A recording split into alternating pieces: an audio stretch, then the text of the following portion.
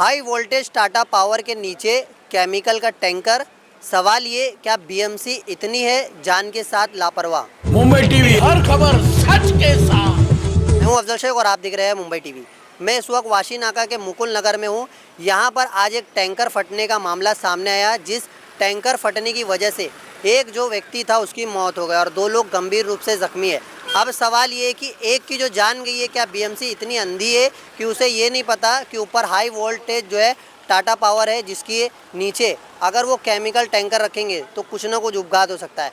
अगर अब सबसे ज़्यादा अगर महत्वपूर्ण देखें तो इस टैंकर के अंदर इथेनॉल जैसे जो जहरीला केमिकल है वो था। अब इस केमिकल की खाली गाड़ी के बाद इस गाड़ी के अंदर सर्विसिंग सही तरीके से नहीं हुई, जिसकी वजह से एथेनॉल का जो रिएक्शन था वो वेल्डिंग करते समय अटैच में आया और उसी के बाद इथेनॉल का विस्फोटक इतना जानलेवा था जिसकी चपेट में एक व्यक्ति आ गया और 2 लोग गंभीर रूप से जख्मी हो गए।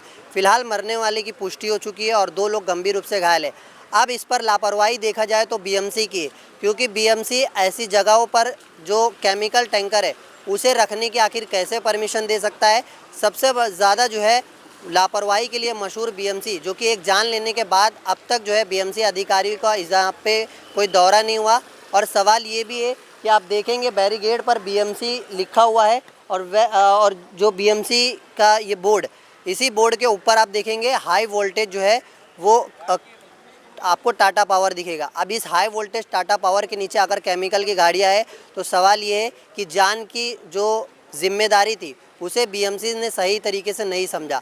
अब यहाँ पर ये देखना है कि इस टाटा पावर के कनेक्शन के नीचे जिस तरीके से गैर जिम्मेदाराना तरीके से जो इथेनॉल जैसे केमिकल वाले टैंकर को अगर नीचे रखा गया है तो इसकी जवाबदेही कौन देगा और मरने वाले के परिवार पर किस तरीके से जो है आर्थिक सहायता के लिए कोई मुमकिन प्रयास किया जाएगा। फिलहाल 2 लोग गंभीर रूप से जख्मी है, एक की मौत हुई और जिस तरीके का ये टैंकर था जिसकी सर्विसिंग नहीं हुई थी और इथेनॉल जैसे अंदर जो है पदार्थ थे और इसी पदार्थ के मिक्स रिएक्शन की वजह से ये जो है विस्फोटक हुआ और इस विस्फोटक में मौत हो गई। अभी देखना इस मामले पर किस तरीके से अधिकृत रूप से आरसीएफ पुलिस स्टेशन इन्वेस्टिगेशन करके जो भी इसमें जिम्मेदार होंगे, इस हादसे के जो भी लापरवाह लोग होंगे उन पर कानूनी कार्रवाई करती है।